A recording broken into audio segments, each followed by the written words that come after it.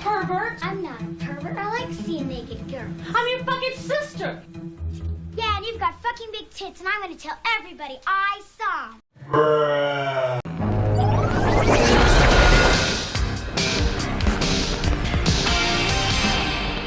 I'm not gonna lie, when it came to figuring out what Christmas movie I was gonna cover this year, I kinda just threw a metaphorical dart at a board and picked at random. And that's the story of how I wasted an hour and a half of my life that I'm never getting back. God, this movie's a train wreck.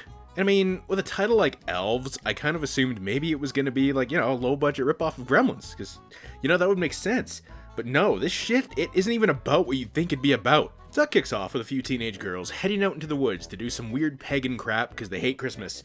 Or want a dick, or both. I don't know, their explanation is all over the place, and I really wasn't paying attention at this point. I had already checked out, and we're already 5 minutes in. That's awesome.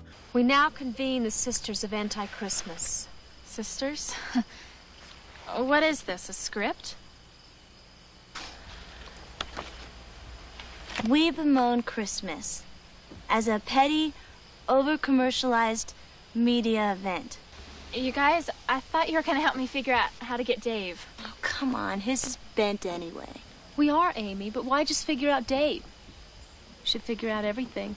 One of them cuts their hands grabbing a candle in a panic, even though the candle wasn't moving, bleeds onto the ground, and some monster comes out of the dirt. So if you've seen Fear Street, it's basically the same thing. She goes home.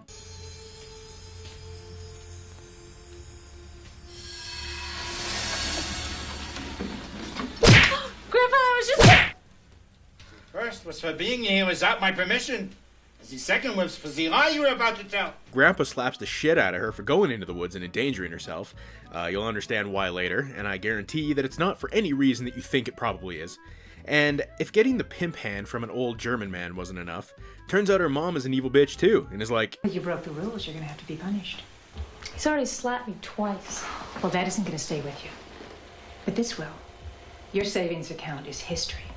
I'm going to the bank tomorrow to close it out. You can't do that. That is so totally outrageous. I earned that money. It's mine. Not anymore. and as if taking her money wasn't bad enough, she decides to drown the chick's cat, whose name is Agamemnon, I think, by the way, because that's absolutely the kind of name a suburban white girl would give a cat.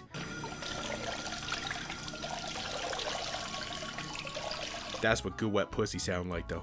Meanwhile, in a mall, the world's calmest confrontation is taking place between a dude who looks like he knows what the inside of an ass smells like, and Dan Haggerty, who literally played Grizzly Adams. I'll do anything. Look, I'm straight. You can trust me. Give me a break, please. I'm sorry. What'd you say? I'm sorry.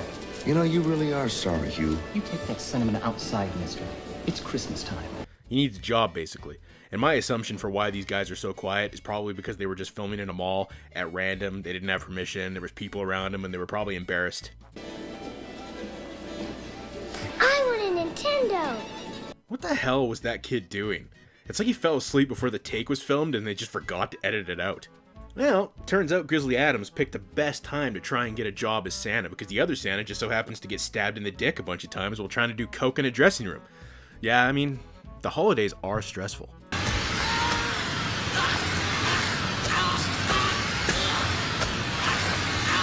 So yeah, this monster thing that I would hardly call an elf just kind of randomly runs around attacking people, but it's rarely ever in frame when it does. All you ever see is like its hand or like a head, which is like clearly a mask like on a stick. It's pretty goddamn clear why when the thing finally does show up, because damn, it looks like someone stretched a scrotum over a balloon and then glued hair to it and gave it legs. Good God. And the kills? Chef's kiss.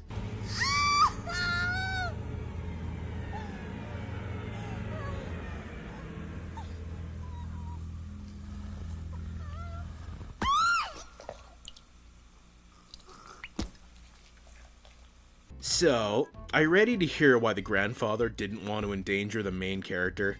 Because it's a fucking doozy, I tell ya. Okay, so, the grandfather is a Nazi who devised a master plan to create genetically modified elves that would have the hot sexy time with virgins and produce the Fourth Reich. I'm not fucking joking, I'm dead serious. Theory 2. The Elves were a genetic engineering experiment. Now, I like this one better. It mixes science and the occult. The Nazis did have some clever scientists. This was before today's technology, of course. Each elf was to house the haploid gene structure in its sperm cells to produce the master race. Once again, magical powers can't be hurt or killed. Driven to select the genetically perfect human mate, the proverbial virgin, of course, holy midnight consummation on Christmas Eve. Wait a minute. Tonight, you mean... The elf mates with the virgin on Christmas Eve to produce the master race. And it will eventually rule the world. Oh, and Grandpa just so happens to also be the girl's father via the act of delicious incest. Incest for the wincest, I guess.